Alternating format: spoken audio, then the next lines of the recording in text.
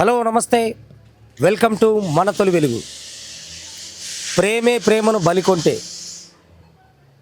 ప్రేమే ప్రేమను బలిదానం అడిగితే, ప్రేమతో ప్రేమను చంపేసే దునియా ఈ రోజుల్లో ఉంది.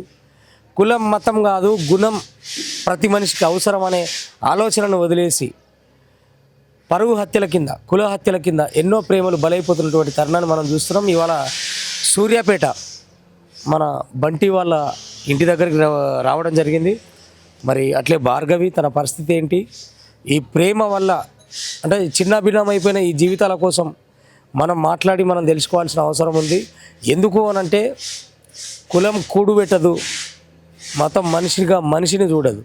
నీ మతం వేరు, నా మతం వేరు, కులం వేరు, ధనం వేరు, ఇట్లా చెప్తూ వచ్చి ఎన్నో చిన్నారి ప్రేమల్ని, ఎన్నో చిగురించిన ప్రేమల్ని, ఎన్నో స్వచ్ఛమైన ప్రేమల్ని చిదిమేయడం అలవాటుగా నేర్చుకున్న ఈ కుల మత దురహంకార హత్యల మీద ఒక్కసారి వాళ్ళ వాయిస్ విందాం, వాళ్ళ ఆవేదన విందామని బంటి వాళ్ళ ఇంటికి రావడం అనేది జరిగింది. మన తొలి వెలుగు ఒకసారి కనుక్కుందాం రండి. ఓకే మిత్రులారా, ఎన్నో ఆశలు, ఎన్నో కలలు, జీవితం ఇప్పుడిప్పుడే ఎదుగుతున్నప్పుడు ఒక అడుగేసి మంచి జీవితాన్ని మనం ఎంచుకుందాం, మంచి మనిషిని నేను ఎంచుకున్నా, నా జీవితంలోకి నేను ప్రేమించిన వ్యక్తి వచ్చిండు, నా ప్రేమ 100 ఏళ్ళు చిగురించాలని కలలు కన్నా ఆ తల్లి ఆశ మధ్యలోనే ఆగిపోయింది. ఆ తల్లి కళ మధ్యలో నెరవేరకుండా చిదిమివేయబడ్డది. ఓ అక్క బాధ, ఓ బావ బాధ, ప్రేమించిన మనిషి అనుకునేంతలోపే అర్ధాయుష్గా మిగిలిపోయిన ఒక తల్లి గాథ వింటందుకు మనం ఇక్కడికి వచ్చినాం. అదే మన బంటి పరువు హత్య. ఇక్కడ మన భార్గవితో ఉన్నాం. ఒకసారి ఆ చెల్లెని అడిగి విషయాలు తెలుసుకుందాం. అమ్మ నమస్తే. ఎట్లున్నావు అని ఈ పరిస్థితిలో నిన్ను అడగలేను నేను. కంటికి పుట్టడై నువ్వు కలలుగా నీ సామ్రాజ్యం కూలిపోయి నువ్వు చాలా దీన పరిస్థితిలో ఉంటావని తెలిసే మన తెలంగాణ, మన తొలి వెలుగు మీకోసం ఇక్కడ దాకా వచ్చినాం. ఎట్లా జరిగింది, ఇది ఎవరు చేసిరు అని గంటాపదంగా నిక్కచ్చిగా చెప్పొచ్చు. మా ఇటు సైడ్ వాళ్ళే, మా పేరెంట్స్ వాళ్ళే చేసిర్రు ఖచ్చితంగా ఇది. అవునరా, అంటే నువ్వు ఎన్నో కలలుగానే ఉంటావు, ఎంతో ప్రేమగా ప్రేమించి, అంటే నీ కులాన్ని, మీ స్థలాన్ని, మీ వాళ్ళని కాదు అనుకొని వచ్చినావంటే మొత్తం తనే సర్వస్వం అని వచ్చి ఉంటావు కదా. తన సర్వస్వం కోల్పోయిన తర్వాత ఇంత దారుణానికి మీ వాళ్ళు ఒడిగడతారని నువ్వు అనుకున్నావా? లేదు, అసలు నేను ఇట్లా చేశారని చెప్పి ఎక్స్పెక్ట్ చేయలేదు. ఎందుకంటే లవ్ మ్యారేజ్ చేసుకున్నప్పుడు ఎవరికైనా గొడవలు ఉంటాయి, సరే ఒక 1 మంత్ దాకా, సరే 1 ఇయర్ వానికి ఇట్లా గొడవలు ఉంటాయేమో అని చెప్పి మేము అనుకున్నాం. కానీ మరీ ఇంత ఎక్స్పెక్ట్ చేయలేము మేము. తర్వాత కలుస్తారులే అన్నట్టుగానే మేము ఆలోచించినాం. మేము ఇద్దరం కూడా మాట్లాడుకున్నాం ఇంతకుముందు. సరే ఇప్పుడు కోపంగా ఉంటారుగా, సరే తను కొన్ని రోజులు అయినాక మాట్లాడతారులే అనుకున్నాం మేము. మరి అంటే మామూలుగా బీసీలు అంటేనే పరువు, కులము అనే ఒక సమస్యలో ఉంటారు. మీ అన్నయ్య ఫ్రెండ్ కదా తను. అటువంటప్పుడు మీ ప్రేమ చిగురించినప్పుడు వాళ్ళు ఒప్పుకొని మిమ్మల్ని యాక్సెప్ట్ చేయడం అనేది చాలా కొంచెం కష్టమైన పని. సరే, తర్వాత పిల్లలు పుట్టిన తర్వాతనో ఏదో అని నువ్వు అనుకున్నావా? అంటే ఫ్రెండ్ బాగా క్లోజ్ ఫ్రెండ్ అయితే కాదు. అంటే నార్మల్గా మాకు ఒక ఇష్యూ అయింది, పిల్లల మరల ఇష్యూ అయితే, అన్న మాకు ఇష్యూ అయింది, మాకు కొంచెం ఇదిగా ఉంది, భయం అవుతుంది. నేను ఆల్రెడీ అన్నయ్య అప్పుడు స్టేషన్కి వెళ్ళి ఉండే, జైల్లో ఉండు, ఇట్లా మా అన్న మా పేరెంట్స్కి మీరు తోడుండాలి అని చెప్పి వెళ్ళిండు. అట్లా బంటి మా ఇంటికి రావడం, పరిచయం చేయడం వల్ల అట్లా జరిగింది. బంటి మరీ ఇంత క్లోజ్, వాళ్ళిద్దరు ఫ్రెండ్స్ అని కూడా కాదు. సో ఇప్పుడు ఇంత ఇష్యూ జరిగింది, నీకు ఎవరైనా మీ వాళ్ళు ఫోన్ చేసి మరి ఎట్లునో బిడ్డ ఏం సంగతి అని ఎవరైనా అడుగుతుర్రా? లేదు, అసలు ఎవరు ఫోన్ చేయలేదు, ఇప్పటివరకు ఏం మాట్లాడలేదు కూడా. మాట్లాడలేదు. సరే, అంటే ఆ అబ్బాయి చనిపోయిండు, నువ్వు దుఃఖంలో ఉంటావు, బాధలు ఉంటావు. సరే, ఎంత కాదనుకున్న సొంత కన్న బిడ్డవు కదా, మీ అమ్మో మీ నాయనో వాళ్ళు ఎవరైనా ఫోన్ చేయలేదా? లేదు, ఫోన్ చేయలేదు, నాకు ఎవరు మాట్లాడలేదు. అంటే అంటే తను ఎటన్నా పోని ఇంకా ఏమన్నా కానీ ఆమెతో మాకు సంబంధం లేదంటురా? అంటే ఎట్లా మాట్లాడుతున్నారు అంటే, ఇప్పుడు ఈ విషయం జరిగినాక కూడా వచ్చేయి తీసుకొచ్చుకుంటాం మేము, వాళ్ళు ఎవరు చూసుకోరు నిన్ను అన్నట్టుగా మాట్లాడుతున్నారు. అంటే నేను రావాలనే చూస్తున్నారు వాళ్ళు. ఇంకా మరి ఏమైంది ఏంటి ఎట్లుంటున్నావు మరి ఓకేనా అని చెప్పి మాట్లాడడానికి అలా ఏం రెస్పాన్స్ కావట్లే వాళ్ళు. ఏంది వచ్చేస్తావా, ఇంకా వచ్చేయాడికి మేము చూసుకుంటాం నిన్ను అన్నట్టే మాట్లాడుతున్నారు వాళ్ళు. అంటే మమ్మీ ఇంటర్వ్యూలో ఇవ్వడం, నేను చూసుకుంటాం వచ్చే ఈడికి. అంటే ఇంత ఇష్యూ జరిగినాక కూడా నేను ఎట్లా వస్తా అనుకుంటారు వాళ్ళు, నాకు అర్థం కాదు. అంటే చంపే అంత కోపం ఏముంది అసలు మా మీద? మేమేమన్నా అన్నామా వాళ్ళని? ఏమన్నా తిట్టినామా? ఏమన్నా ఇది చేసినామా? ఊర్లోకి వెళ్ళి వాళ్ళ ఇంటి ముందు ఇట్లా చేసినామా? ఏది చేయలే. మా అంతటా మేము ఉంటున్నాము, మాకు సైలెంట్గా మేము ఉండి మేమేందో జీవిస్తుంటే వాళ్ళ మధ్యలో వచ్చి ఇట్లా చేసిండ్రు. అంటే ఇప్పుడు ప్రధానంగా బంటి కానీ నిన్ను పెళ్లి చేసుకున్న తర్వాత అంటే మీ అమ్మ వాళ్ళ ఇంటికి పోవడం కానీ వాళ్ళని ఏమైనా హెచ్చరికం చేయడం కానీ లేకపోతే వాళ్ళని ఏమైనా ఇబ్బంది పెట్టడం కానీ అటువంటి చర్యలు ఏమైనా జరిగినాయా? లేదు అట్లాంటి ఏం చెయ్యడు బంటి, మరీ అట్లా చేసే అంత కాదు. మా పేరెంట్స్ మీద బాగా ఇష్టం పేరెంట్స్ అంటే. మా పేరెంట్స్ కూడా ఒప్పుకుంటారులే, మంచోళ్ళు కదా, మీ డాడీ మమ్మీ మంచిగా చూసుకుంటారు కదా అన్నట్టే మాట్లాడేటోడు బంటి. సో ఇప్పుడు బంటి లేడు, ఆయనను కావాల్సుకొని మీ వాళ్ళే చేసిరని నువ్వు అంటున్నావు. లేదు వేరే వేరే వేరే ఉన్నాయి, వేరే ఇష్యూస్ ఉన్నాయి, మాకు సంబంధం లేదని వాళ్ళు అంటున్నారు. తర్వాత మీ నానమ్మ వచ్చి పెద్ద ఇష్యూ చేసిందని నువ్వు ఒక స్టేట్మెంట్ ఇవ్వడం జరిగింది. దాని మీద మీ నానమ్మ నీతో మాట్లాడడం కానీ నేనేం చేసిన అని చెప్పడం కానీ ఏమన్నా? లేదు, ఏం మాట్లాడలేదు. అంటే నిజంగా మీ నానమ్మే చేసిందంట? ఏంటంటే ఇంట్లో వాళ్ళని రెచ్చగొట్టడం. అమ్మ పెద్ద మనిషి ఉన్నప్పుడు మనకి ఇంట్లో ఎట్లా చెప్తారు, సరే అమ్మ కానీ మరి ఏదో చేసిందిగా మరి చేసుకుందాం, మరి మాట్లాడుకుందాం వెళ్ళి అన్నట్టు ఉంటే మంచిగా మాట్లాడేటేమో ఇంట్లో. ఆమెనే ఏంది ఆయన ఎట్లా చేసుకుంటుంది, ఆనింటికి ఎట్లా పోద్ది, మాలోనింటికి అని మాట్లాడితే ఇంట్లో వాళ్ళకి ఎట్లుంటుంది అంటే, ఇప్పుడే ఏజ్ పర్సన్స్ కదా వాళ్ళు, కొంచెం 25-20 కోపం మీద ఉంటారు కదా వాళ్ళు. సరే అట్లా కాదు నాన్న, ఇట్లా మరి పోయిందేమో పోయింది, మరి వదిలేద్దామనా, సరే మాట్లాడుకుందామన్నా చెప్పాలి వాళ్ళకి. అట్లా చెప్పట్లేదు తను. అంటే ఇంకా రెచ్చగొట్టే ధోరణి వాళ్ళు. ఇప్పుడు ఒక వ్యక్తి కులం కన్నా ధనం ఉంటేనో గుణం ఉంటేనో అందరికీ నచ్చుతాడు. నువ్వు బంటిని ఏం చూసి అంటే ఇష్టపడ్డవరో నాకు అర్థం కాలేదు. ఇప్పుడు మీ వాళ్ళు అంటే గౌడ్స్ అంటే కొంచెం బీసీలకు పరవే ఉంటుంది ఎక్కువ, మెజారిటీ ఊర్లలో. దళిత కమ్యూనిటీకి ఇవ్వాలన్నా, దళితులను ప్రేమించాలన్నా ఒక పెద్ద సమస్యలాగా ఉంటుంది. ఆ సమస్యనే కారణం చేస్తూ తనని హత్య చేసిరా ఏం చేసిరా అనేది ఇంకొక అంశం. బట్ బంటిలో నీకు ఏం నచ్చి నువ్వు అట్లా అంటే తను ఇష్టపడడం జరిగింది?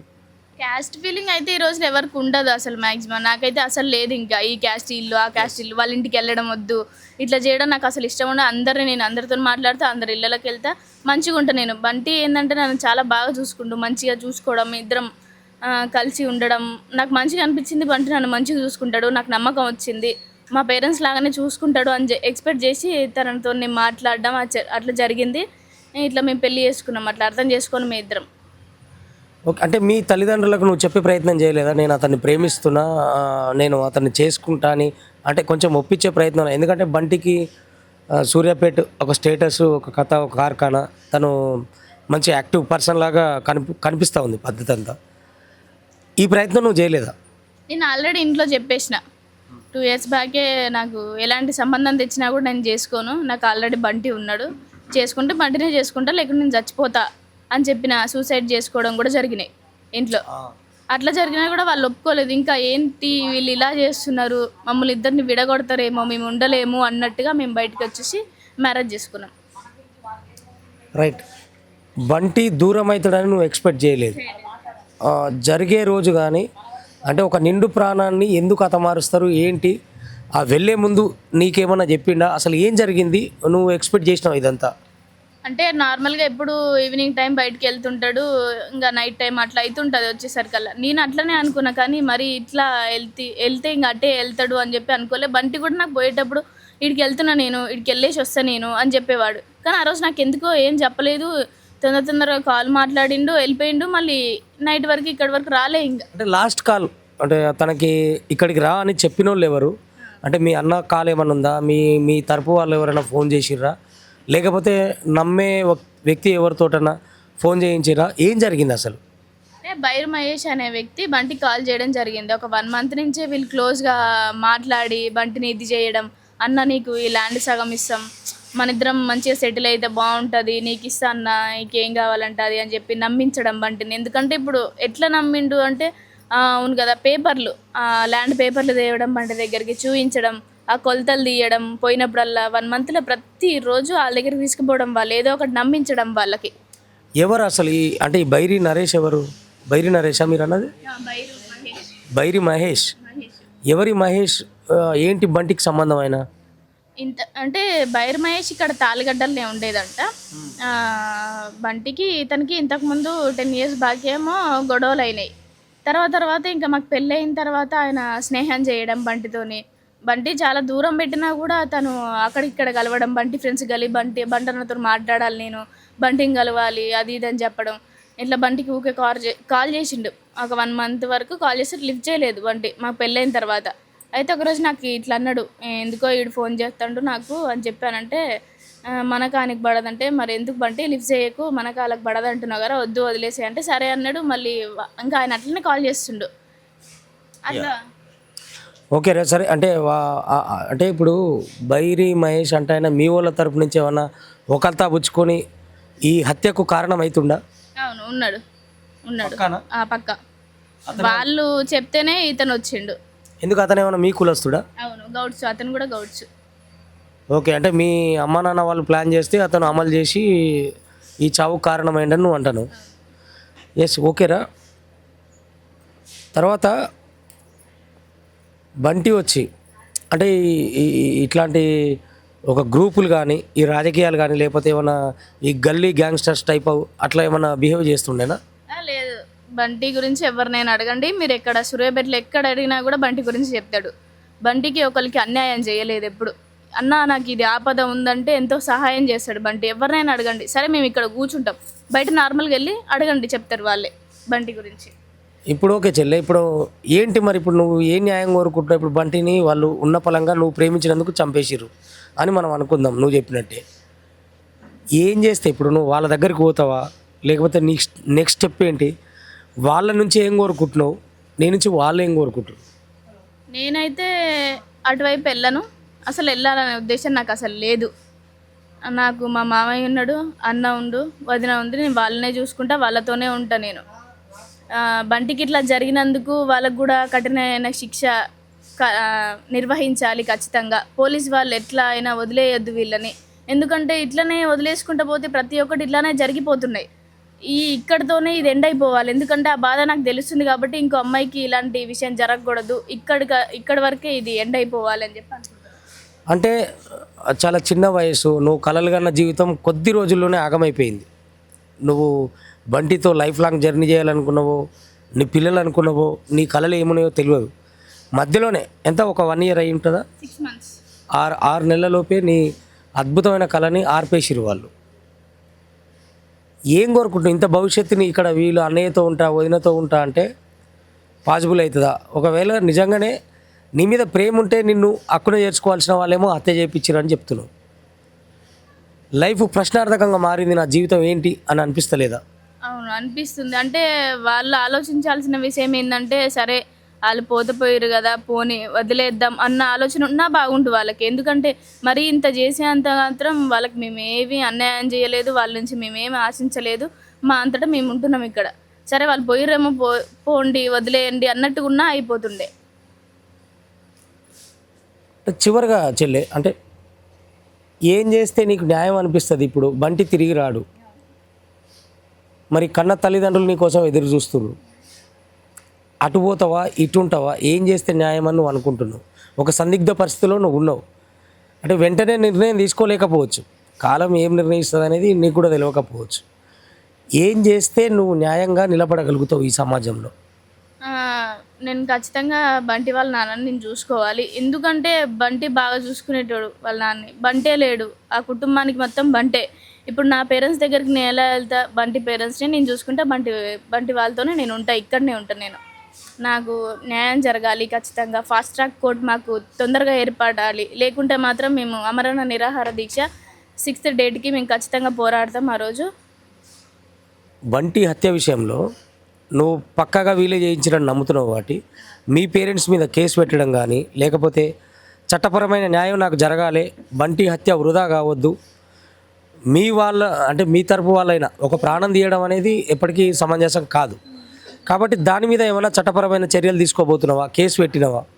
కేసు పెట్టాము. మరి అది ఏంటంటే ఇంకా 26th January రోజు ఎలా జరిగింది, ఆ రోజు మనకి డ్రింక్స్ ఎలా ఉండవు, బయటికి చికెన్ ఎలా ఉండదు, ఆ రోజు చికెన్ వండి పెట్టడం ఏంది, అట్లా ఎట్లా చేస్తారు? 26th డేట్ ఆ రోజు January 26 అట్లా చేయొచ్చా? అది పెద్ద నేరం. ఇంకా ఒక మనిషిని చంపేయడం అంటే ఏంటిది? 26 డేట్ ఫిక్స్ చేసుకొని వాళ్ళు అంటే ప్రభుత్వ అనుమతి లేని రోజు వాళ్ళు చేసుకొని చేసిరు, అదొక పక్కా ప్లాన్ మనం అనుకుందాం. కానీ తను అలా వెళ్తాడు, ఎవరి ద్వారా వెళ్ళిండు? ఇప్పుడు దానికోసం మీ పేరెంట్స్ ఇవేం లేవు, నా ప్రాణానికి ప్రాణమైన ప్రాణాన్ని చంపేసిరు అనే కోపంలో నువ్వు వాళ్ళతో మాట్లాడడం ఏమైనా జరిగిందా? మాట్లాడిన ఇట్లా ఈ విషయం నాకు ఎమ్మటే తెలియంగానే నేను 7 o'clockకి మమ్మీకి కాల్ చేసిన. ఇట్లా నేను నేర్చుకుంటూనే కాల్ చేసి మమ్మీ బంటి చనిపోయిండు అని అన్నా. అంటే ఏంటి అని అన్నది.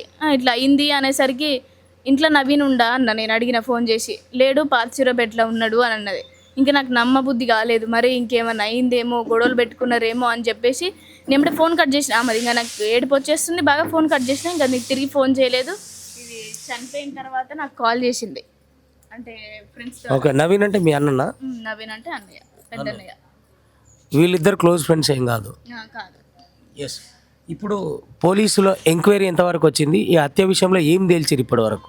పోలీస్ వాళ్ళు ఏంటంటే మాకు అన్యాయం జరిగింది కాబట్టి మా వైపు ఉండాలి, కానీ మొన్ననే ఇంకా మామయ్యకి బెదిరించడం జరిగితే ఎవరు బెదిరించారు, ఏమైంది, వాళ్ళని పట్టుకోవాల్సింది పోయి ఇంకా బంటి ఫ్రెండ్స్ని స్టేషన్లో వేసి ఇబ్బంది పెట్టడం జరుగుతుందంట.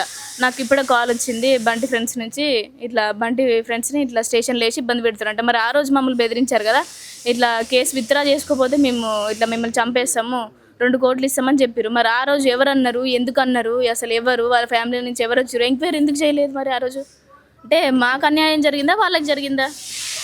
అంటే మీ వాళ్ళు పోలీసు వాళ్ళని డబ్బులు ఇచ్చి మేనేజ్ చేస్తారు, చట్టాన్ని కూడా మేనేజ్ చేస్తారు అనేది నువ్వు చెప్పే విషయమా? అవును కావచ్చు, ఖచ్చితంగా అవును. మరి మాకు సపోర్ట్ చేయాలి కదా, ఇది జరిగింది, మాకు సపోర్ట్ చేయాల్సింది బంటి ఫ్రెండ్స్ని ఎందుకు పిలవాలి? అంటే వాళ్ళు మాకు సపోర్ట్ ఉన్నారు, బంటి ఒక్కడే లేడు కాబట్టి మాకు ఎవరు లేరు, వాళ్ళే మాకు ఇప్పుడు సపోర్టు. ఎందుకు వాళ్ళని కూడా ఇది చేసి వాళ్ళని స్టేషన్లో వేయడం? అవును, అంటే తోడున్న స్నేహితులను కూడా వేధిస్తూ, అంటే ప్రేమించడమే ఒక నేరం. ప్రేమ అనేది ఈ సమాజంలో కులంతో ముడిపడి ఉన్నది.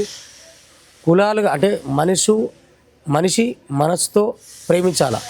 మనకు నచ్చితే అర్హుడైతే మనం ప్రేమిస్తాం. ఆ ప్రేమకు కూడా కులాలు మతాలు అనే అడ్డుగోడలు పెట్టి లేతగా చిగురిస్తున్న ఈ లేత ప్రేమల్ని మధ్యలోనే చిదిమేస్తున్న కుల పెద్దల దురహంకారాలకి ఓ చెల్లె బలైపోయింది. ఏదేమైనా నా తల్లిదండ్రులు నాకు అవసరం లేదు, నేను బంటి నాన్నను చూసుకుంటా, బంటి ఆశయాన్ని చూసుకుంటా, బంటి ఆశలను చూసుకుంటా, వాళ్ళ నాన్నలో బంటిని చూసుకుంటా నేను అని చెప్పి చెల్లె చెప్తా ఉన్నది. నిజంగా మనం ఏ సమాజంలో ఉన్నాం, ఎక్కడ ఉన్నాం, నాకు కమ్యూనిటీ అంటే తెలియదన్నా, నేను ఏ కులాన్ని నాకు సంబంధం లేదు, చదువుకున్నామా, కాలేజీల్లో ఉన్నామా, ఎక్కడున్నామని, ఏ వ్యవస్థలో ఉన్నామనే ఆలోచన చేయాల్సిన ఈ పరిస్థితుల్లో ఎప్పుడో చదువు లేని వాళ్ళు చెప్తున్న ఒక మూర్ఖ ఆలోచనల మీద మనుషుల యొక్క ప్రాణాలు తీస్తూ, కుటుంబాలను ముంచేస్తూ, లేలేత ప్రేమల్ని చిదిమేస్తూ ఏమొస్తుందనేది ఇప్పటికీ అర్థం కాలేదు. నిజంగా పోలీసు వాళ్ళు ఇవాళ మీ ఇంటి ముందు కూడా ఉండి కావలి కాస్తున్నారు కదా, దేనికోసం, అంటే ఏ న్యాయం చేస్తామంటారు? అంటే వాళ్ళు ఏమి ఇది చెప్తలేరు, ఇంకా ఏం న్యాయం చేస్తామని చెప్పి అది ఇంకా మాట్లాడుతుంటూనే ఉన్నారు. ఇంకా అంటే ఇది బంటికి సంబంధించిన వాళ్ళలో శిక్ష పడకపోతే లేదా మీకు న్యాయం జరగకపోతే నువ్వు ముందుకు ఎట్లా వెళ్ళాలనుకుంటున్నావు, ఏం చేద్దాం అనుకుంటున్నావు? నేను మాకు న్యాయం జరగకపోతే మేము ఖచ్చితంగా అమరణ నిరాహార దీక్ష 6th డేట్న మేము చేస్తాము. అంబేద్కర్ స్టాచ్యూ దగ్గర మాకు న్యాయం జరగాలి ఖచ్చితంగా. అది మిత్రులారా, మరి ఒక మాల బంటికి ఈ అన్యాయం జరిగినప్పుడు దళిత సంఘాలన్నీ ఇవాళ మొత్తం మాట్లాడుతున్నటువంటి దళిత సంఘాలన్నీ కూడా ఏకతాటి మీద వచ్చి, ఎందుకంటే ఒక దళితుడు ప్రేమిస్తే ఓర్చుకోలేరా, ఒక దళితుడికి మనసు లేదా, ఒక దళితుడి హృదయాన్ని అర్థం చేసుకోలేరా, ఒక యోగ్యుడైనటువంటి దళితుడు ప్రేమించి పెళ్లి చేసుకుంటే ఓర్చుకోక హత్యలు చేసేటువంటి హత్యా రాజకీయాల నడుమ ఏం న్యాయం జరుగుతుంది, ఏం చేయాలని ఆడపిల్ల ఒంటరిగా మిగిలిపోయింది. నిజంగా నువ్వు చెల్లె భార్గవి ఇప్పుడు అంటే ఏ దళిత సంఘాల దగ్గర కన్నా పోలేదా మరి నాకు ఇది అన్యాయం జరిగింది అని? చాలామంది ఇక్కడికే వచ్చారు, మాట్లాడారు, చాలామంది వచ్చారు నా దగ్గరికి వచ్చి మాట్లాడారు చాలామంది. వాళ్ళ సపోర్టే ఉంది మాకు ఎక్కువ, పోలీసుల సపోర్ట్ కానీ పొలిటికల్ సపోర్ట్ కానీ ఏం లేదు మాకు. దళిత సంఘాలు ఇట్లా మాల వాళ్ళు ఇట్లా వాళ్ళ ఇల్లు వచ్చారు మా దగ్గరికి. అది మిత్రులారా, దళిత సంఘాలు తప్ప మాకు దండుగా నిలిచిన వాళ్ళు ఎవరు లేరు, మిగతా కులాలు ఎవరు పట్టించుకున్న పరిస్థితి కనపడినటువంటి పరిస్థితి. కాబట్టి న్యాయం జరిగే వరకు ఆమరణ నిరాహార దీక్షకైనా వెనకడుగేసేది లేదు, ముందుకు పోతా న్యాయం జరగాలి. మా బంటికి జరిగిన అన్యాయానికి మేమెవరం బలిగాము, ఆ అన్యాయం చేసిన వాళ్ళు బలి కావాలనే విషయం మీద చెల్లె భార్గవి గట్టిగా కొట్లాడుతున్నటువంటి పరిస్థితి. మనం కూడా సమాజం నుంచి ఆలోచించాల్సిన అవసరం ఎంతైనా ఉంది. ఇటువంటి హత్యల్ని, ఇటువంటి పరుగు హత్యల్ని, కుల హత్యల్ని ప్రేరేపిస్తే వచ్చేది ఏమున్నది? పోతే ప్రాణాలు పోతున్నాయి, ఒంటరిగా మిగిలిపోతున్నారు, వాళ్ళ ఆశలు చచ్చిపోతున్నాయి, వాళ్ళ ఆశయాలు చచ్చిపోతున్నాయి. కాబట్టి ప్రేమికుల్ని ప్రేమగా ఆలోచించండి. ప్రేమ కోసం ప్రేమను చంపే తల్లిదండ్రులు దేనికి ఇంకా అనేది ఒక ఆలోచన మనం చేసుకోవాల్సిన అవసరం ఒకటి ఉంది. అట్లే మన బంటి వాళ్ళ బావ నరేష్ ఉన్నారు, ఆయనతో కూడా ఒకసారి మాట్లాడదు. రైట్ మిత్రులారా, మన సూర్యాపేట సంబంధించిన బంటి హత్య కేసులో మనం బంటి వాళ్ళ ఇంటి దగ్గరికి రావడం జరిగింది. తర్వాత ఇందాకే భార్గవితో కూడా మనం మాట్లాడినాం. ముఖ్యంగా రాజకీయ వ్యవస్థ, జ్యుడిషియల్ వ్యవస్థ, ఎవ్రీథింగ్ ఏదైనా కూడా బాధితుల వైపు ఉండాల్సిన వాళ్ళు పోలీస్ వ్యవస్థ దగ్గర నుంచి బాధితుల వైపు ఉండవలసిన వాళ్ళు ఇటు లేరు. రాజకీయ నాయకులు చాలా విషయాలు అంటే అక్కరగ్రాని విషయాలకు పోయి హాయ్ హలో అని నమస్తే అని చేతుల పైసలు పెట్టి వచ్చి మందలిచ్చే చాలామంది బాపతులు ఉన్నారు. కానీ ఇక్కడ కులం మీద పరువు మీద ఒక హత్య జరిగితే, ఒక యంగ్ యువకుడు చనిపోతే ఇటువైపు తొంగి చూసిన దాఖలాలు లేవు. ఈవెన్ సూర్యాపేటకు సంబంధించిన రాజకీయ నాయకులు కానీ పదవుల్లో ఉన్న ప్రజాప్రతినిధులు కానీ ఎవరైనా వచ్చి మీకు మేము ఉన్నాం, మీకు అండనిస్తామని ధైర్యం చెప్పే పరిస్థితి లేదు. ఓట్లప్పుడు మాత్రం వంగి దండాలు పెడతారు, వేరే వేరే లెక్కలు ఇస్తారు. ఇటువంటి జరిగినప్పుడు మాత్రం ఎవరు రారు. నిజంగా మరి బంటి పరిస్థితి ఎలా ఉంది అనేది బంటి వాళ్ళ బావ మనతో ఉన్నాడు నరేష్ అన్న, ఆయనతో మాట్లాడే పరిస్థితి చేద్దాం. అన్న నమస్తే. బంటి చనిపోవడం అనేది అంటే మీరు ఎక్స్పెక్ట్ చేసిరా అసలు చేయలేదన్న. అసలు నేను ఇట్లా తన కోసం నేను ఇట్లా మీడియా ముందుకు వచ్చి మాట్లాడతానని మాత్రం నా లైఫ్లో కూడా అనుకోలేదు. ఎందుకంటే సూర్యాపేటలో బంటికి అంత ఫాలోయింగ్ ఉండేది. నేను ఎప్పుడు సూర్యాపేటలో దిగినా కానీ వచ్చి నన్ను రిసీవ్ చేసుకొని ఇంటికాడ దించేసి మళ్ళీ పోయేటప్పుడు నన్ను బస్ దగ్గర దించేసి నా బామ్మర్ది ఉన్నాడు కదా అని ఒక భరోసాతో నేను వచ్చేసి అనుకున్నాను. కానీ నా బామ్మర్ది నాకు సపోర్ట్గా ఉంటాడు అనుకున్నాను. కానీ ఈరోజు నా బామ్మర్ది కోసమే నేను ఇలా మీడియా ముందుకు వచ్చేసి ప్రభుత్వాలని, పోలీస్ వ్యవస్థని, న్యాయ వ్యవస్థని మాకు న్యాయం చేయండి అని కోరుకునే పరిస్థితి వస్తుందని మాత్రం ఎప్పుడు అనుకోలేదన్న. ఇలాంటి పరిస్థితి తెచ్చిన నిందితుల్ని ఎట్టి పరిస్థితుల్లో విడుదల చేయకూడదు, వాళ్ళని బెయిల్ ఇవ్వకూడదు వాళ్ళకి అనేది మాత్రం మా ముఖ్యమైన డిమాండ్. ఎంతవరకైనా పోరాడతాం. మాకు ఇంతవరకు మాకు వచ్చిన సపోర్ట్ ఏంటంటే మా కుల సంఘాల వాళ్ళు మాత్రమే వచ్చారు. కుల సంఘాలు, ప్రజా సంఘాల వాళ్ళు, అడ్వకేట్స్, లాయర్స్ వివిధ ప్రాంతాల నుండి వచ్చేసి మాకు మద్దతు తెలపడం జరుగుతుంది. కానీ వేరే వేరే రాష్ట్రం, ఆంధ్ర రాష్ట్రం కూడా రాత్రి ఒక అన్నయ్య వచ్చాడు, వచ్చేసి లీగల్ అడ్వైజర్ అన్న, మాకు వచ్చేసి మద్దతు తెలుపుతూ ఉన్నారు. కానీ స్థానికంగా ఉన్న ఇక్కడ ఎమ్మెల్యేలు కానీ, ఎంపీటీసీలు కానీ, జడ్పీటీసీలు కానీ, వీళ్ళందరూ కౌన్సిలర్స్ కానీ ఎడిపోయారు. వీళ్ళంతా ఓట్లప్పుడు మాత్రం వచ్చేసి బంటికి ఉన్న ఫాలోయింగ్ చూసేసి బంటిని వాడుకున్న రాజకీయ నాయకులు మస్తు మంది ఉన్నారన్న. కానీ ఈరోజు ఒక్కళ్ళు కూడా విజిట్ చేయలేదు. 3 ప్రధానమైన పార్టీలు ఉన్నాయి ఈ రాష్ట్రంలో. ఒక వచ్చింది మాత్రం Vivek sir, Nagaraj sir visit చేశారు మమ్మల్ని. స్థానికంగా ఉన్న వాళ్ళు ఏమైపోయారు రాజకీయ నాయకులు. ఎస్ మిత్రులారా, మనం చెప్పుకుంటే ఇప్పుడు నిజంగా ఎంత నీచమైన వ్యవస్థలో ఉన్నామంటే, ఒక ప్రాణం పోయింది, ఒక ప్రేమ జంట విఫలమైంది, ఒక ప్రేమ నలిగిపోయింది, కరిగిపోయింది. అయినా ఒక్కరికి కూడా అంటే వాళ్ళ అవసరాలు ఉంటే రాజకీయ నాయకులు ఎట్లుంటారో మనకు తెలుసు.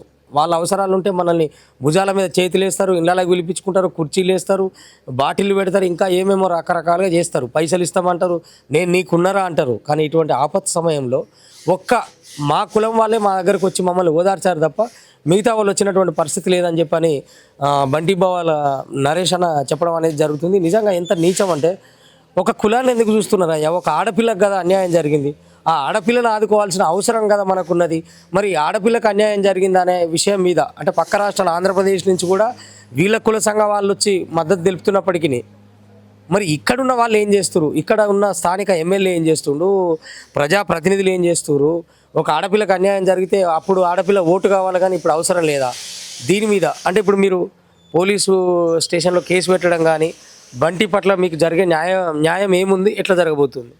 కేసు అయితే పెట్టామన్న. ఇట్లా మర్డర్ జరిగిన వెంటనే తను మా మామయ్య వెళ్ళేసి కేసు పెట్టారు. వాళ్ళు ఇక తర్వాత ప్రాసెస్ జరుగుతుంది. కానీ పోలీస్ వాళ్ళ దగ్గర మాకు సరైన కోఆపరేషన్ లేదు.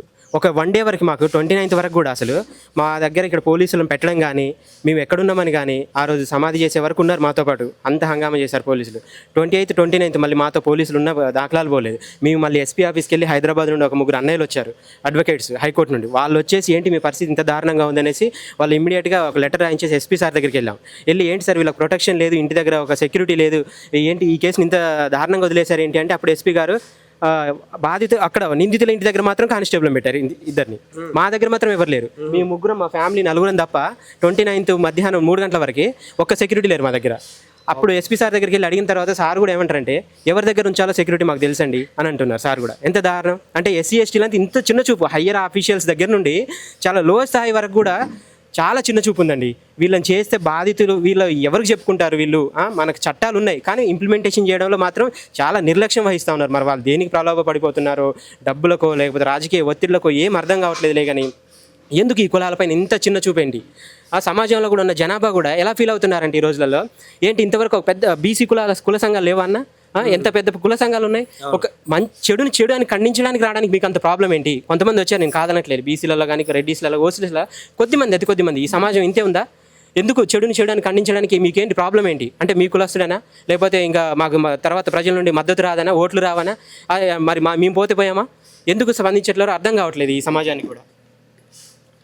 యాక్చువల్గా సమాజంలో చాలా ప్రేమలు, కులాంతర వివాహాలు, మతాంతర వివాహాలు నిలబడి కలబడి గెలిచిన ప్రేమలు ఉన్నాయి, ఇట్లనే మధ్యలో తుంచివేయబడ్డ ప్రేమలు ఉన్నాయి. కానీ ఒక అమ్మాయికి అన్యాయం జరిగింది, కులం లేకుండా అక్కడ పోయి మేము ఆ అన్యాయం మీద మాట్లాడతాం అని ఇవాళ తెలంగాణలో చూసుకుంటే దళితుల్లోనే ఒక పర్టికులర్ ఒక అంశం నడుస్తుంది. కాబట్టే మిగతా దళిత సోదరులు వస్తలేరా? ఇక్కడ కులాన్ని చూద్దామా, ఒక అమ్మాయి నిండు జీవితాన్ని చూద్దామా?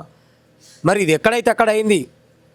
వర్గీకరణ ఈ అంశాలు వేరు, కానీ ఒక అమ్మాయికి మేము మద్దతు ఉన్నాం, ఆ మాలలు కూడా మా వాళ్ళే అని మాదిగలు కూడా రావాల్సిన అవసరం ఎంతైనా అనివార్యంగా ఉండే. కానీ ఎవరు కూడా వచ్చి మాట్లాడతలేరు. మమ్మల్ని ఎందుకు ఇంత చులకనగా చూస్తారు, మాకెందుకు ఇంత ఆవేదన ఉందని నరేష్ అన్న చెప్పడం జరుగుతుంది. నిజంగా ఈ పరిస్థితి కనుక, ఈ కాలం కనుక తెలంగాణలో లేకపోయి ఉంటే దళిత సోదరులందరికీ అందరూ వచ్చి పెద్ద ఎత్తున దండు కట్టి మాట్లాడాల్సిన అవసరం ఇది ఉండే.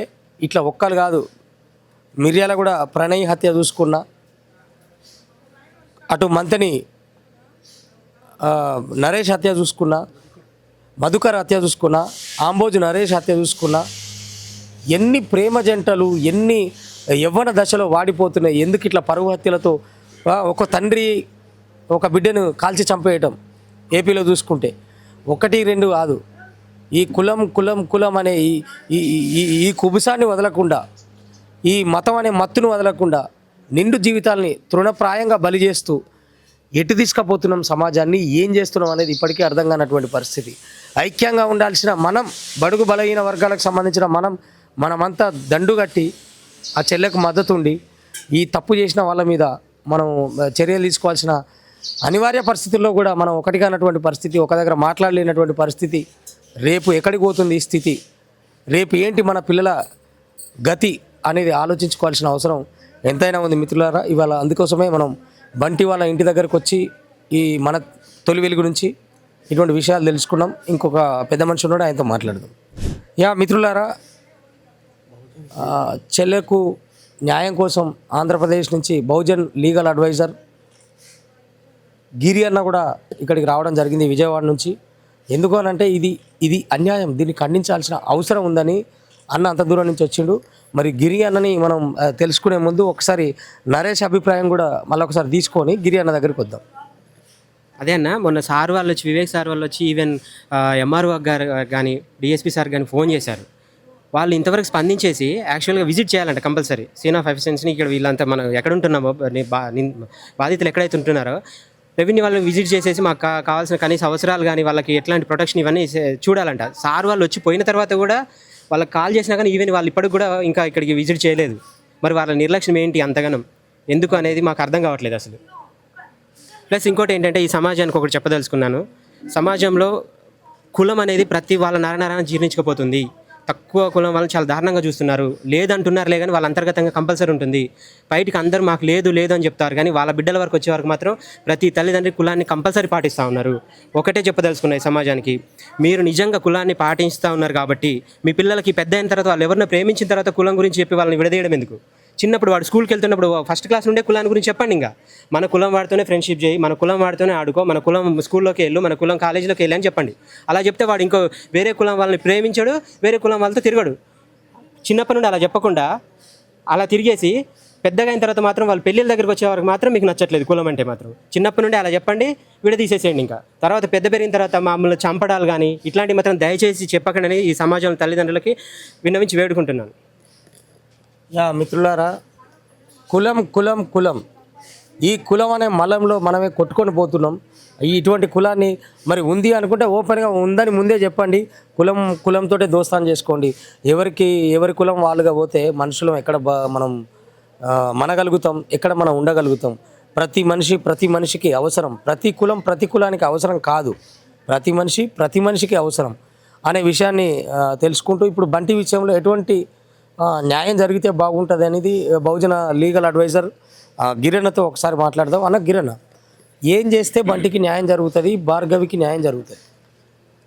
మిత్రులందరికీ జైభీం. నా పేరు గిరి. నేను ఆంధ్రప్రదేశ్ నుంచి వచ్చాను. Bahujan legal action forum convener. ఒక బాధాకరమైన పరిణామాలు ఏంటంటే మొదటి నుంచి చూస్తే కులాంతర వివాహాలు అనేటివి హత్యలకు దారి తీస్తున్నాయనే విషయము తెలంగాణ రాష్ట్రంలో స్పష్టంగా కనిపిస్తుంది. ఈరోజు మరో తెలుగు రాష్ట్రమైన ఏపీలో కానీ, అటు ఒక పొరుగు రాష్ట్రమైనటువంటి తమిళనాడు కానీ, మహారాష్ట్ర కానీ, కర్ణాటకలో పోలిస్తే గడిచిన సంవత్సర కాలంలో 10 పరువు హత్యలు జరిగాయి. కేవలం సంవత్సర కాలంలోనే 10 దాకా పరువు హత్యలు జరిగాయి. మరి ఈ రకంగా ఒక నెల కిందటే ఇబ్రహీంపట్నం దగ్గర ఒక మాల అబ్బాయిని ఒక కురవ అమ్మాయి ప్రేమించి పెళ్లి చేసుకుంటే ఆ అమ్మాయి తమ్ముడే డ్యూటీకి పోతున్న ఆ అమ్మాయిని ఒక లేడీ కానిస్టేబుల్ని చంపిన సంఘటన జరిగి ఇంకా సరిగా నెల కూడా కాలేదు. అరే, కులాంతర వివాహాలు తేడా వచ్చినప్పుడు అవి ఖచ్చితంగా హత్యలకు దారి తీస్తాయనే విషయము ఈ జిల్లా పోలీసులకు, ఈ ఎస్పీకి అర్థం కాదా? ఒక తెలంగాణలో సంవత్సర కాలంగా ఒక 10 వరకు పరువు హత్యలు జరుగుతున్న విషయము వీళ్ళేం పరిగణలోకి తీసుకోరా? అవన్నీ పరిగణలోకి తీసుకునింటే ఈరోజు భార్గవికి ఈరోజు ఈ పరిస్థితి వచ్చిండేది కాదు. ఈరోజు బంటి చనిపోయి ఉండేవాడు కాదు. బంటికి ఆ అమ్మాయికి వాళ్ళ ప్రేమ పెళ్ళి జరిగిన తర్వాత భార్గవి వాళ్ళ కుటుంబం, వాళ్ళ అన్నదమ్ములు, వాళ్ళ తల్లిదండ్రుల ఒక రాజకీయ నేపథ్యము, నేర స్వభావము తెలుసుకున్న తర్వాత ఖచ్చితంగా వీళ్లకు తగినటువంటి రక్షణ కల్పించాలి. అట్లా కల్పించలేకపోయారు. అట్లా కల్పించలేకపోవడం అనేది ఖచ్చితంగా పోలీసుల నిర్లక్ష్యం వల్లనే బంటి హత్యకు గురయ్యాడు. మేము దీన్ని స్పష్టంగా చెబుతున్నాము. దీన్ని స్పష్టంగా హైకోర్టులో ఛాలెంజ్ చేస్తాము. దీన్ని ఖండిస్తున్నాము. ఇది సూర్యాపేట పోలీసులు ఇది సిగ్గుపడాల్సిన విషయం. ఇంకో విషయం, ఒక 3 రోజుల కిందట ఇదే బంటి వాళ్ళ తండ్రి డేవిడ్ గారు మీలాంటి మీడియా మిత్రులు అడిగితే ఒక విషయం చెప్పారు.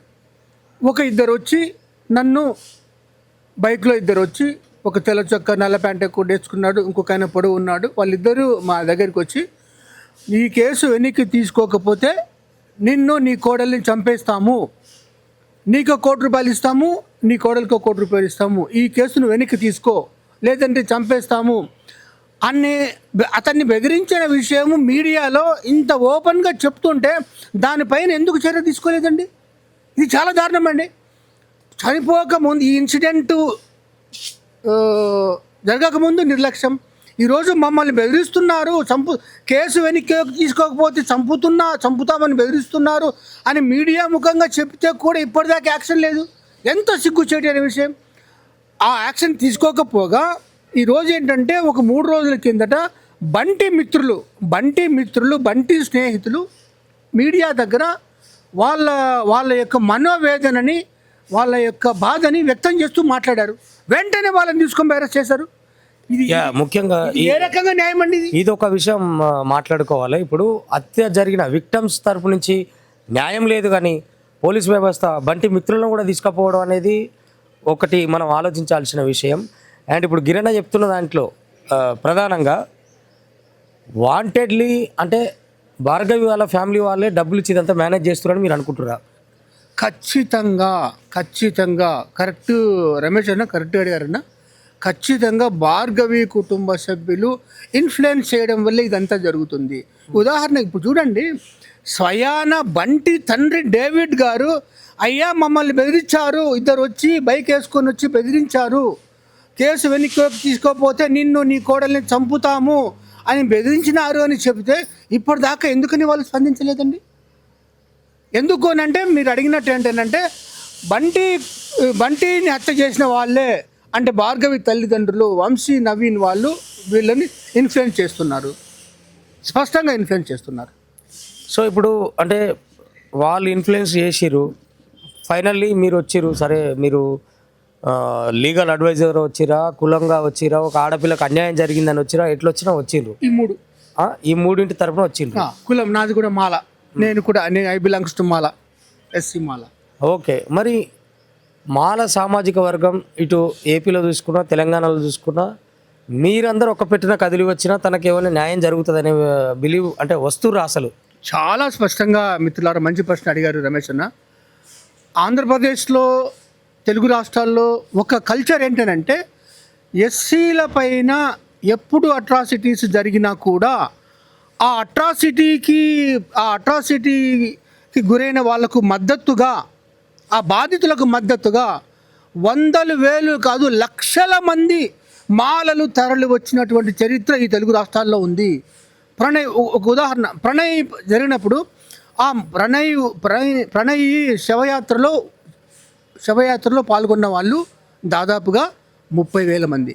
ఓకే, అంటే ఒక అట్రాసిటీ జరిగినప్పుడు బాధితులకు మద్దతుగా నిలబడడం అనేది దళిత సమాజం నుంచి ఒక పెద్ద ఎత్తున మద్దతు రావడం అనేటువంటి ఒక సంస్కృతి ఉంది. తర్వాత రావులపాలెం, నెల్లూరు జిల్లాలో రావులపాలెంలో అక్కడ ఎస్సీలపైన ఇదే మాలలపైన దాడి జరిగినప్పుడు కూడా 2 రాష్ట్రాల నుంచి కూడా లక్షలాది మంది రావులపాలెము వాళ్ళకి మద్దతుగా వచ్చారు బాధితులకు. ఇంకోటి ఏంటంటే గరగపర్రు అనే ఒక గ్రామంలో సోషల్ బాయ్కాట్ అనే అట్రాసిటీ జరిగినప్పుడైతే అసలు 7 రాష్ట్రాల నుంచి, ఎందుకంటే ఆ గరగపర్రు ఉద్యమంలో నేను దాదాపుగా 4 నెలల పాటు పూర్తిగా అక్కడే ఉన్నాను.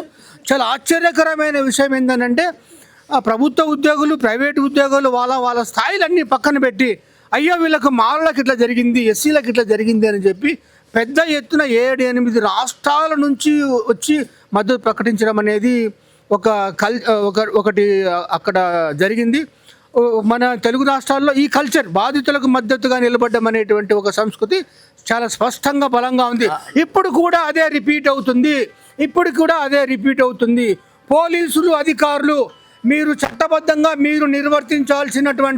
వాళ్ళు నిర్వర్తించాల్సినటువంటి విధుల నిర్లక్ష్యం విషయంలో మేము ఎవరిని కూడా స్పేర్ చేయము.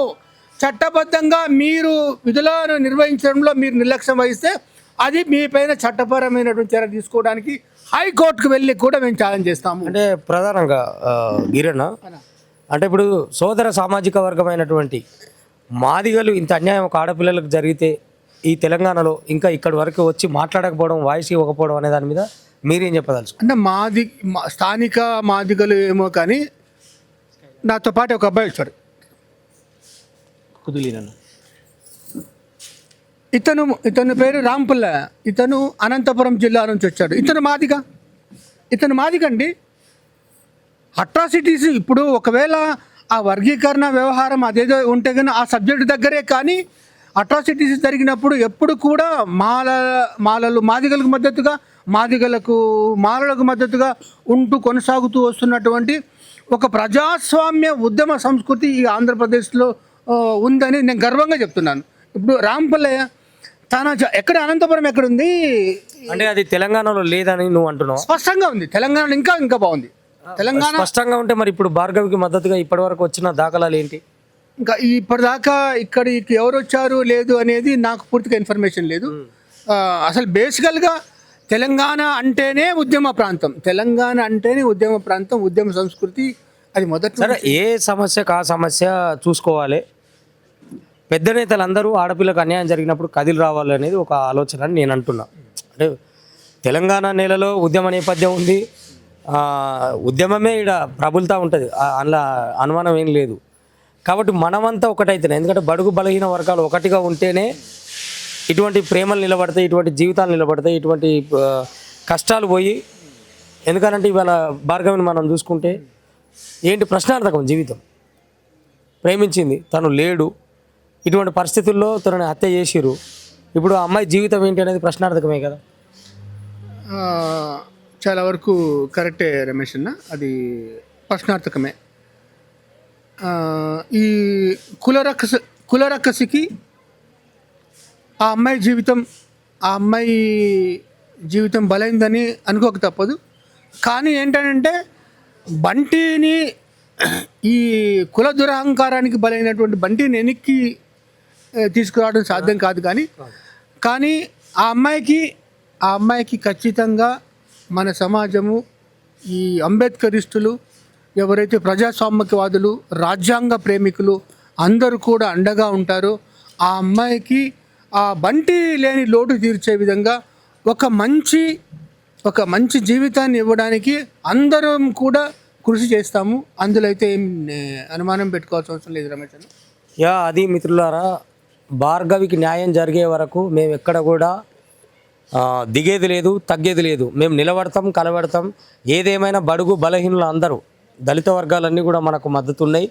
మేము ఆ దిశగానే నడుస్తాం. తనకు న్యాయం జరిగే వరకు మేము ఉంటామని చెప్పని విజయవాడ నుంచి వచ్చిన గిరణ కానీ, చిత్తూరు నుంచి వచ్చిన ఈ అన్న కానీ, అటు బంటి వాళ్ళ బావ నరేష్ కానీ అంతే ధైర్యాన్ని కూడగట్టుకొని ఇప్పుడిప్పుడే కోలుకుంటూ జరిగితే జరిగిందన్నా, కానీ నా బంటిని మిస్ అవ్వడం అనేది నాకు అంటే ఈ కులం అనే బలిగంపను ఎత్తుకోకండి. ఈ కులం అనే బలిగంపని నెత్తిలో మోసినంత కాలం మిగతా ప్రేమజీవులు, స్వేచ్ఛాజీవులని బలైపోతూనే ఉంటాయి. ఈ కులం అనే దురాచారాన్ని ఎక్కడికక్కడ తెగ నరకకపోతే మనుషులు ఎవరు బతకలేరు. కులం కన్నా గుణం గొప్ప అనే ఆ విషయాన్ని ఆలోచించి ప్రేమను గెలిపిద్దాం, ప్రేమను బతికిద్దాం, ప్రేమ జీవుల్ని స్వేచ్ఛగా. ఎందుకంటే ప్రేమగా ఉంటేనే ఈ కులం అనే దురహంకారం అంతా పోతుంది, దురాచారం పోతుంది. ఒక కులాన్ని ప్రేమించి పెళ్లి చేసుకుంటేనే మనమందరం ఒకటి అనే ఆలోచనకు వస్తాం. ఈ కుల సంఘాలు, ఈ రాజకీయ సంఘాలు, ఈ రణ సంఘాలు, వీటన్నిటికీ పరిష్కారం ఏంటంటే ఒక్క ప్రేమ. ఏ కులం ఆ కులమే కాకుండా అన్ని కులాల వాళ్ళు ప్రేమించుకుంటే అందరం ఒకటై ఉంటాం. ఈ కుల రక్కసిని ప్రారదోలుతాం. అప్పుడు ఈ బహుజనులు, బడుగు వర్గాలు మాకు ఈ ఉచిత పథకాలు కావాలి, మాకు ఇవి కావాలి, మా కులానికి అవి కావాలి, మేము ముందున్నాం, మేము వెనుకున్నాం, ఇటువంటి బేజుషాలు ఏమీ లేకుండా ముందుకు పోవాలంటే ఈ కులాన్ని తెగ నరకాలే, ప్రేమ జీవుల్ని బతికించాలి, ప్రేమను బతికించాలని చెప్తూ నమస్తే. మన తొలి వెలుగు.